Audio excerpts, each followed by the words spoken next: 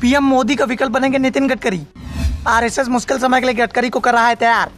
बहुमत से दूर हुई बीजेपी तो गडकरी ही लगाएंगे बेड़ा पार। मोदी सरकार के जिन मंत्रियों का काम बोलता है उनमें एक नाम नितिन गडकरी का भी शामिल है और विपक्ष के नेता भी इस बात को मानते हैं कि नितिन गडकरी का जो मंत्रालय है ऐसा मंत्रालय है जिसके फैसले विभाग का मंत्री ही लेता है। पीएमओ के आदेश नहीं आते, बाकी दूसरे मंत्रालय पीएमओ के आदेश पर चलाए जाते हैं। नितिन गडकरी का एक बयान इन दिनों बेहद चर्चा का विषय बना हुआ है, जिससे इस बात के संकेत मिलने लगे हैं कि गडकरी राजनीति से संन्यास ले सकते हैं। गडकरी ने नागपुर में एक समारोह में कहा कि मैं देश में जैव ईंधन और वाटर सेट संरक्षण सहित कई प्रयोग कर रहा हूं। अगर लोग मुझे पसंद करते हैं तो ठीक है, नहीं तो मुझे वोट मत दे। मैं पॉपुलेशन पॉलिटिक्स में ज्यादा मक्खन लगाने को तैयार नहीं हूं। इसके बाद से इस बात के दावे किए जा रहे हैं कि नितिन गडकरी राजनीति छोड़ने का विचार कर रहे हैं। इससे पहले भी उन्होंने एक कार्यक्रम के दौरान कहा था कि मैं मौजूदा समय में कभी कभी सोचता हूं कि मुझे राजनीति छोड़ देनी चाहिए। राजनीति के अलावा भी जिंदगी में कई सारी चीजें हैं जो की जानी चाहिए।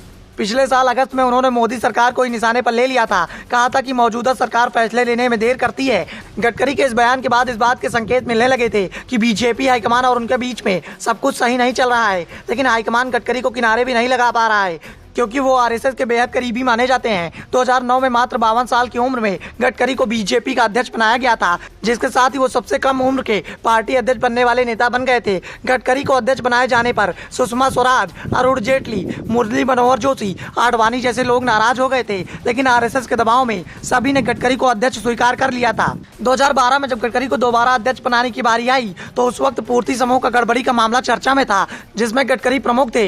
हालांकि जांच में गडकरी के खिलाफ कुछ भी सामने नहीं आया। इस घटना के चलते गडकरी को अध्यक्ष नहीं बनाया गया। दावा तो यहां तक का किया जाता है कि आरएसएस 2013 में ही गडकरी को पीएम उम्मीदवार घोषित करना चाहता था, लेकिन पूर्ति मामले ने गडकरी का रास्ता रोक दिया और आज भी गडकरी को बीजेपी हाईकमान किनारे नहीं लगा पाया है। उसके दो बड़े कारण है, पहला गडकरी का मंत्री रूप में काम करना, तो दूसरा संघ का बेहद करीबी होना। दावा तो यहाँ तक का किया जाता है कि आज भी गडकरी संघ के बेहद करीबी माने जाते हैं। इस समय गडकरी बीजेपी के अकेले नेता हैं जिनकी तारीफ विपक्ष के नेता भी करते हैं, चाहे एमके स्टालिन हो, नीतीश कुमार हो या फिर सोनिया गांधी। सभी गडकरी की तारीफ करते हैं और गडकरी की एक खूबी उनकी ताकत बन जाती है। इसको भी इस बात का एहसास है कि बीजेपी हमेशा की तरह मजबूत नहीं रहेगी। राजनीति में उतार चढ़ाव का दौर आता है और ऐसा समय बीजेपी के साथ भी आएगा जब बीजेपी को नुकसान उठाना पड़ सकता है।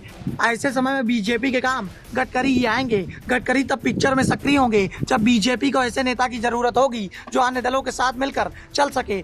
यानी बीजेपी को बहुमत न मिलने की स्थिति में नितिन गडकरी अतिरिक्त समर्थन का जुगाड़ करने की क्षमता रखने वाले नेता माने जाते हैं, क्योंकि पिछले कुछ समय से दोस्त कम और डर का माहौल ज्यादा उत्पन्न हो गया है। हर दल को इस समय ईडी और सीबीआई से डर लगने लगा है। ऐसे में अभी तो कुछ दल बोल नहीं रहे हैं, लेकिन जब बीजेपी बहुमत से दूर हो जाएगी उस समय वही दल बीजेपी को आग दिखा सकते हैं। आरएसएस की नजर में गडकरी पीएम मोदी का विकल्प बन सकते हैं, इसीलिए गडकरी को संघ का साथ मिला और मोदी सरकार में उनका मंत्रालय भी सुरक्षित है। ऐसे में विपक्ष ही नहीं, गडकरी और उनके समर्थक की नजरें भी 2024 के लोकसभा चुनाव पर टिकी हुई है।